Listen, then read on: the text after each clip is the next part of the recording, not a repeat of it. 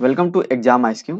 आज इस वीडियो में हम लोग देखेंगे एसएससी जीडी का प्रैक्टिस सेट नंबर 27 और practice set number 28। Okay, practice set number 27 और प्रैक्टिस सेट नंबर 28 हम लोग आज की इस वीडियो में देखने वाले हैं, जिसमें हम लोग ये देखेंगे कि एसएससी जीडी के जो एग्जाम हुए थे उसमें कौन कौन से क्वेश्चन आए हुए हैं। ओके, तो चलिए हम यहाँ पे स्टार्ट करते हैं। आपको बता दें, अगर आप इसका पीडीएफ लेना चाहते हैं तो टेलीग्राम का और व्हाट्सएप ग्रुप को ज्वाइन कर लीजिए, वहाँ पे आपको इसका पीडीएफ देखने को मिल जाएगा। अगर आप कोई भी बुक का वीडियो देखना चाहते हो तो यहाँ पे सभी बुक अपलोड कर दिए गए और डेली 9 बजे 6 एम का क्लास होता है। आप लोग जरूर से जरूर ज्वाइन कर लीजिए।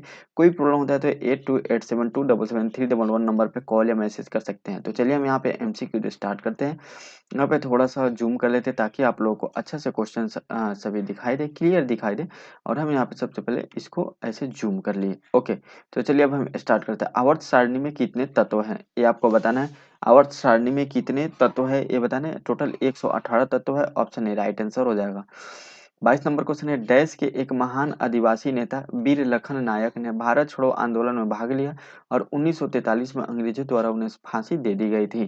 ठीक है, 1943 में अंग्रेजों द्वारा किन्हें फांसी दी गई थी? जो एक आदिवासी महान आदिवासी नेता थे और वीर लखन नायक ने जो है उनका नाम था और ये किस क्षेत्र से बिलोंग करते थे और ये भारत छोड़ो आंदोलन में भी इन्होंने भाग लिए थे। वीर लखन नायक तो ये किस क्षेत्र से संबंधित है ये आपको बताना है। यह उड़ीसा से संबंधित है। ऑप्शन सी राइट आंसर हो जाएगा। नेक्स्ट है, भारत के संशोधित संविधान अनुच्छेद 279 ए के अनुसार जीएसटी परिषद के जो केंद्र और राज्यों का एक संयुक्त मंच होगा में निम्नलिखित सदस्य शामिल होंगे। यानी जो जीएसटी है, जो हम लोग जीएसटी पे करते हैं, तो उसका जीएसटी जो परिषद है जिसमें जीएसटी के जो भी अधिकारी लोग रहते होंगे वो रहते होंगे, तो जीएसटी परिषद जो है यह कब किस अनुच्छेद के तहत, अनुच्छेद 279 ए के तहत जीएसटी परिषद का गठन किया गया है। तो इसमें कौन कौन से इसके सदस्य होंगे, ये कौन कौन से मेंबर होंगे ये आपको बताना है। ओके, तो इसमें तो सदस्य होंगे केंद्रीय वित्त मंत्री, जो भारत के वित्त मंत्री हैं वो होंगे, केंद्रीय राज्य मंत्री और राजस्व या वित्त प्रभारी होंगे, और वित्त या कराधान प्रभारी मंत्री या प्रत्येक राज्य सरकार द्वारा नामित कोई अन्य मंत्री होंगे। तो यहाँ पे ऑप्शन डी राइट आंसर हो जाएगा। नेक्स्ट हम लोग देख लेते हैं क्वेश्चन नंबर 24। बोला भारतीय प्रतिभूति और विनिमय बोर्ड की पहली महिला प्रमुख कौन बनी है? सेबी की पहली महिला प्रमुख कौन बनी है ये आपको बताना है। ओके, इसकी पहली महिला प्रमुख बनी है Madhabi Puri Buch. Option C right answer हो जाएगा। कबड्डी के खेल में एक समय में प्रत्येक पक्ष में से कितने खिलाड़ियों की फील्ड में खेलने की अनुमति होती है? यानी कबड्डी से रिलेटेड क्वेश्चन है। और पिछले जो वीडियो है उसमें हम लोग कबड्डी से मैदान से रिलेटेड देखे थे, जिसमें 1 मीटर उसका जो है वह बताया गया था। ठीक है, 1 मीटर उसका चौड़ाई बताया गया था। लेकिन आज जो है कबड्डी के खिलाड़ी से पूछ लिया। इसलिए बोला जाता है ना कि एसएससी का आप कोई भी एग्जाम का प्रिपरेशन करते हैं तो जब उसका एग्जाम है होना स्टार्ट हो, अगर आपका लास्ट में या कुछ डेट बाद एग्जाम है, तो आपका एग्जाम जब है ना, उस जब से एग्जाम स्टार्ट हो रहा है तब से लेकर आप उसके प्रीवियस क्वेश्चन पूछा जा रहा है उसका डिटेल डिस्कशन कर लीजिए, बस वही आता है। क्योंकि इधर फिक्स एरिया फिक्स टॉपिक रहता है। कबड्डी के खेल में एक समय में प्रत्येक पक्ष में कितने खिलाड़ियों की फील्ड में खेलने की अनुमति होती है ये आपको बताना है। ठीक है, तो कितने खिलाड़ी खेल सकते हैं एक तरफ से? इसमें टोटल 7 खिलाड़ी खेलते हैं। ऑप्शन ए राइट आंसर हो जाएगा। नेक्स्ट है, 2022 तक की स्थिति के अनुसार विश्व जनसंख्या में भारत का स्थान क्या है? 2022 की स्थिति के अनुसार पूरे विश्व की जनसंख्या में जो भारत की स्थान है वो कौन सा है? वो दूसरा स्थान है। लेकिन वहीं अगर 2023 के अनुसार देखेंगे, जो न्यू आंकड़ा आया उसके अनुसार पहला स्थान है। ऑप्शन बी राइट आंसर हो जाएगा। सेकंड पे कौन है? चाइना है। सेकंड पे चाइना है। चू फाट पूर्वोत्तर भारत के निम्नलिखित में से किस राज्य का लोक नृत्य है? काफी अच्छा क्वेश्चन है।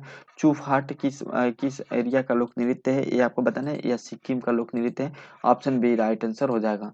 पूर्वोत्तर भारत में सिक्किम आता है। ठीक है, पूर्वोत्तर भारत में कितने राज्य होते हैं? 8 राज्य होते हैं। लेकिन वहीं 7 सिस्टर की बात किया जाए तो उसमें 7 राज्य आते हैं जिसमें सिक्किम नहीं आता है। नेक्स्ट हम 28 नंबर क्वेश्चन देख लेते हैं। एक प्रसिद्ध तमिल महाकाव्य शिल्पाधिकारम की रचना इलंगो नामक एक कवि ने लगभग 150 वर्ष पहले की थी। लगभग कितने वर्ष पहले की थी? 1800 वर्ष पहले की थी। ऑप्शन डी राइट आंसर हो जाएगा। डैश शहरों में जल स्रोतों के संरक्षण तथा इस्तेमाल शुदा पानी को दोबारा इस्तेमाल करने और उसे रिसाइकलिंग करने, सीवर और गदले पानी के प्रबंधन, जल आपूर्ति के दायरे तथा पानी के गुणवत्ता और मात्रा के बारे में प्रदान की जाने वाली सेवाओं का मूल्यांकन किया जा सके के लिए है। ठीक है, तो यानी इनमें से पहले दिया गया है, एक मिशन दिया हुआ है यहाँ पे, योजना और मिशन दिया हुआ है, इसमें से कौन सा योजना है जो शहरों में जल स्रोत के संरक्षण से संबंधित है, बाकी यहाँ पे डिटेल दिया है उससे भी संबंधित है। तो यह कौन सी योजना है ये आपको बताना है। यह है पेयजल सर्वेक्षण, ऑप्शन डी राइट आंसर हो जाएगा। जल का संरक्षण करने के लिए जल का सर्वेक्षण करना पड़ेगा, तो ऑप्शन डी राइट आंसर हो जाएगा। नेक्स्ट देखिए 30 नंबर क्वेश्चन है, भारत की पहली जूट मिल किस राज्य में स्थापित की गई थी? भारत की पहली जूट मिल किस राज्य में? पश्चिम बंगाल में स्थापित की गई थी, ऑप्शन ए राइट आंसर हो जाएगा। डैश द्वारा 4 किलो कैलोरी ऊर्जा मिलती है, 4 किलो कैलोरी ऊर्जा कहाँ से मिलती है आपको ये बताना है। तो किलो कैलोरी ऊर्जा आपको चाहिए, तो उसके लिए आपको कितना ग्राम जो है वह वसा, प्रोटीन या शर्करा या प्रोटीन कितना लेना पड़ेगा जिससे आपको 4 किलो कैलोरी मिलेगा। तो अगर आप 1 ग्राम प्रोटीन लेते हैं तो इसमें आपको 4 किलो कैलोरी एनर्जी आपको देखने को मिल जाएगा। नेक्स्ट हम लोग देख लेते हैं, हरित क्रांति के दौरान किसानों ने डैश का उपयोग करके फसलों की खेती की थी। क्या चीज का उपयोग करके फसलों का खेती किए थे हरित क्रांति में? हरित क्रांति के दौरान किसानों के द्वारा, तो वह जो है वो अधिक उपज वाली किस्में के बीजों का जो है वह यूज किए थे, ऑप्शन सी राइट आंसर हो जाएगा। नेक्स्ट हम लोग देख लेते हैं 33 नंबर क्वेश्चन, निम्नलिखित में से कौन सा राज्य 83वीं राष्ट्रीय टेबल टेनिस चैंपियनशिप 2022 का मेजबान था? वह कौन सा राज्य था जो 83वीं राष्ट्रीय टेबल टेनिस चैंपियनशिप 2022 का मेजबान किए थे? वह राज्य का नाम बताना है। वह राज्य है Meghalaya, option A right answer हो जाएगा। निम्नलिखित में से किसने कथक नृत्य शैली के विकास के लिए पुरस्कार और मान्यता प्राप्त की? किसको जो है वह कथक नृत्य शैली के लिए विकास के लिए पुरस्कार और मान्यता प्राप्त की है, ये आपको बताना है। तो इसमें से किसने प्राप्त किया? शोभना नारायण ने प्राप्त किया, ऑप्शन सी राइट आंसर हो जाएगा। 35 नंबर क्वेश्चन, सिंधी समुदाय द्वारा मकर संक्रांति निम्नलिखित में से किस नाम से मनाई जाती है? सिंधी समुदाय द्वारा जो मकर संक्रांति है वह किस नाम से मनाया जाता है? वह तिरुमुरी नाम से मनाया जाता है, ऑप्शन ए राइट आंसर हो जाएगा। भारतीय संविधान का कौन सा अनुच्छेद अभिव्यक्ति की स्वतंत्रता का अधिकार प्रदान करता है? यह कौन सा अनुच्छेद है जो अभिव्यक्ति की स्वतंत्रता का अधिकार प्रदान करता है? ऑप्शन डी राइट आंसर, अनुच्छेद 19। निम्नलिखित में से कौन सा हिंद महासागर का विस्तार है? इनमें से कौन सा है हिंद महासागर का विस्तार है? तो अरब सागर जो है हिंद महासागर का विस्तार है, ऑप्शन ए राइट आंसर हो जाएगा। स्वतंत्रता के बाद भारतीय संसद ने सामाजिक और आर्थिक नीति के उद्देश्य के रूप में समाज के डैश स्वरूप को स्वीकार किया है? किस जो है वह किस स्वरूप को स्वीकार किया है समाज के, ये आपको बताना है। ओके, तो ये जो है यह समाज के जो है वह समाजवादी को स्वीकार किया, ऑप्शन डी राइट आंसर हो जाएगा, समाजवादी स्वरूप को।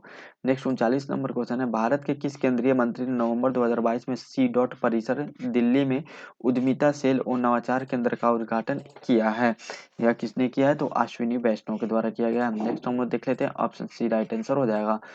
एक वर्ष में उत्पादित डैश वस्तुओं और सेवाओं का कुल मूल्य राष्ट्रीय आय को निरूपित करता है। राष्ट्रीय आय का क्या निरूपित करता है? तो अंतिम जो है वह अंतिम वस्तुओं, एक वर्ष में उत्पादित अंतिम वस्तुओं और सेवाओं का कुल मूल्य राष्ट्रीय आय को निरूपित करता है, ऑप्शन सी राइट आंसर हो जाएगा।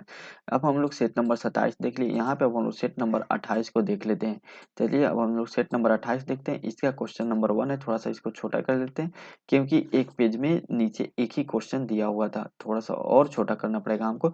तो चलिए थोड़ा सा और छोटा कर लेते हैं, और आप यहाँ पे देख सकते हैं सेट नंबर 28। अभी हम लोग कितना देख रहे हैं? सेट नंबर 28 का क्वेश्चन नंबर 21 हम लोग देखने जा रहे हैं। ठीक है, चलिए यहाँ पे देख लेते हैं। क्वेश्चन नंबर 21 बोल रहा है,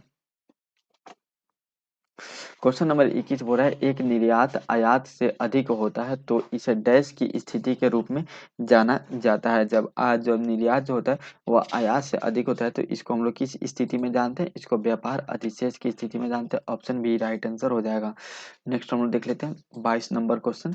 22 नंबर क्वेश्चन यहाँ से, अब यहाँ पे थोड़ा सा जूम करना पड़ेगा क्योंकि यहाँ पे जो है वह क्वेश्चन ज्यादा था। तो अभी देखिए यहाँ पे सेट नंबर 28 है, बोला खेलो खेलो इंडिया यूथ गेम्स के को पहले डैश के रूप में जाना जाता था। खेलो इंडिया यूथ गेम को पहले खेलो इंडिया स्कूल गेम्स के रूप में जाना जाता था, ऑप्शन डी राइट आंसर हो जाएगा। लोकसभा का सदस्य बनने के लिए न्यूनतम आयु कितनी होनी चाहिए? न्यूनतम आयु 25 वर्ष होनी चाहिए, तभी आप लोकसभा के सदस्य बन सकते हैं। बर्मी भारत के किस पड़ोसी देश की राजभाषा है? बर्मी जो है यह किससे संबंधित लग रहा है आपको? बर्मा से, और बर्मा किस देश का नाम है? म्यांमार का नाम है। किसका? म्यांमार का नाम है, तो ऑप्शन डी राइट आंसर हो जाएगा। तो 24 का भी डी राइट आंसर हो जाएगा। नेक्स्ट हम लोग देख लेते हैं 25 नंबर क्वेश्चन। अप्रैल 2022 में दिल्ली के नए मुख्य सचिव के रूप में किसे नामित किया गया था? अप्रैल 2022 में वह नरेश कुमार को नामित किया गया था। ऑप्शन ए राइट आंसर हो जाएगा। भारत में शरद का मौसम निम्नलिखित में से किस महीने के अंतराल के अंतर्गत आता है? शरद का जो मौसम है वो अक्टूबर से नवंबर के बीच आता है। ऑप्शन बी राइट आंसर हो जाएगा। नेक्स्ट है विश्व रूपम फिल्म के लिए सर्वश्रेष्ठ कोरियोग्राफी का राष्ट्रीय फिल्म पुरस्कार डैश को दिया गया है? विश्व रूपम फिल्म के लिए जो सर्वश्रेष्ठ कोरियोग्राफी राष्ट्रीय फिल्म पुरस्कार किसको दिया गया है ये आपको बताना है। यह पंडित बिरजू महाराज को दिया गया। ऑप्शन डी राइट आंसर हो जाएगा। और पंडित बिरजू महाराज किस नृत्य से संबंधित है? कथक नृत्य से संबंधित है, जिनका निधन हो चुका है। किसी भी क्षेत्र का दाब या पवन तंत्र किस पर निर्भर करता है? दाब या पवन तंत्र किस पर निर्भर करता है? स्थान का अक्षांश और ऊंचाई पर। ऑप्शन ए राइट आंसर हो जाएगा। भारतीय राष्ट्रीय कांग्रेस की स्थापना कब हुई थी? 1885 में भारतीय राष्ट्रीय कांग्रेस की स्थापना हुआ था। ऑप्शन सी राइट आंसर हो जाएगा। नेक्स्ट है कंपनी संशोधन विधेयक 2020 को लोकसभा में किस मंत्री द्वारा पेश किया गया था? किस मंत्री के द्वारा इसको पेश किया गया था? इसको अनुराग सिंह ठाकुर के द्वारा पेश किया गया था। ऑप्शन ए राइट आंसर हो जाएगा। नेक्स्ट हम लोग 31 नंबर क्वेश्चन देख लेते हैं। अनुच्छेद डैश से डैश अन्य बातों के साथ साथ राष्ट्रपति की योग्यता, कार्यों और उनके कार्यकाल, निर्वाचन, पुनर्विचार की विधि और महाभियोग का वर्णन करता है। यह कौन सा वर्णन करता है? तो ये जो है वो 52 से 62, अनुच्छेद 52 से 62 इसका वर्णन करता है। भगवान महावीर डैश ने वर्ष की आयु में घर छोड़ दिया और ज्ञान की तलाश में वे एक जंगल में रहने चले गए थे। किसकी तलाश में? तो वह 30 वर्ष के जो है वह एज में भगवान महावीर घर छोड़ दिया था और ज्ञान के तलाश में जंगल में चले गए थे। 33 नंबर क्वेश्चन। निम्नलिखित में से किस नियम के अनुसार विद्युत धारा द्वारा उत्पन्न ऊष्माचालक के प्रतिरोध धारा के वर्ग और इसके प्रवाहित होने के समय के समानुपाती होती है? किसमें? तो जूल के नियम में। ऑप्शन ए राइट आंसर हो जाएगा। ड्री अरुणाचल प्रदेश की एक कृषि उत्सव है। यह डैश के महीने में मनाया जाता है। किस महीने मनाया जाता है? तो वह जुलाई के महीने में मनाया जाता है। नेक्स्ट देख लेते हैं 35 नंबर क्वेश्चन। केंद्रक झिल्ली द्वारा केंद्रक को डैश से अलग किया जाता है। केंद्रक झिल्ली द्वारा केंद्रक को किससे? तो कोशिका द्रव से अलग किया जाता है। ऑप्शन सी राइट आंसर हो जाएगा। नेक्स्ट हम देख लेते हैं क्वेश्चन नंबर 36। 36 नंबर क्वेश्चन है व्यापार डैश के शेष वह होता है। व्यापार का डैश शेष वह होता है जिसमें निर्यात के लिए निर्यात की गई घरेलू वस्तुओं का मूल्य आयातित विदेशी वस्तुओं के मूल्य से अधिक होता है। ठीक है, किससे अधिक होता है? तो यह अनुकूल होता है। ऑप्शन बी राइट आंसर हो जाएगा। नेक्स्ट देख लेते हैं। डैश के दौरान मुख्य फोकस सार्वजनिक क्षेत्र पर था और इस दौरान देश में तेजी से औद्योगिकीकरण लाने की योजना बनाई गई थी। ठीक है, किसका ये क्षेत्र था? तो यह था भारत की दूसरी पंचवर्षीय योजना के दौरान ये सब किया गया था। 38 नंबर क्वेश्चन है निम्नलिखित राजनीतिक नेताओं में से कौन सा जून 2022 में पंजाब के संगरूर निर्वाचन क्षेत्र का से संसद सदस्य बने थे? कौन बने थे? सिमरनजीत सिंह मान बने थे। ऑप्शन डी राइट आंसर हो जाएगा। नेक्स्ट देख लेते हैं। स्वामी विवेकानंद के जन्मदिन के उपलक्ष्य में 23वां राष्ट्रीय युवा महोत्सव डैश में आयोजित किया गया था। ठीक है, कब आयोजित किया गया था 23वां युवा महोत्सव? ये आपको बताना है। तो इसका आयोजन किया गया था लखनऊ में इसका आयोजन किया गया था। ऑप्शन डी राइट आंसर हो जाएगा। नेक्स्ट देख लेते हैं। संगीत नाटक अकादमी द्वारा मई 2022 तक कितने भारतीय नृत्य को शास्त्रीय नृत्य के रूप में मान्यता दी गई है? मई 2022 तक की बात यहाँ पे की जा रही है। तो यहाँ पे टोटल जो है वह 8, लेकिन वर्तमान में कितने हो चुके हैं? 9 जो 6 है ये भी शास्त्रीय नृत्य के अंतर्गत आ चुके हैं। तो यहाँ पे सेट नंबर 27 और सेट नंबर 28 को हम लोगों ने कंप्लीट कर लिया। ऐसे नेक्स्ट वीडियो में हम लोग सेट नंबर 29 और 30 को देख लेंगे। उसके बाद 8 सेट बचेगा जिसको हम लोग जल्दी कंप्लीट कर लेंगे। उम्मीद करते हैं आपको वीडियो काफी अच्छा लगा होगा। आज के वीडियो में इतना ही। तब तक के लिए जय हिंद, जय भारत।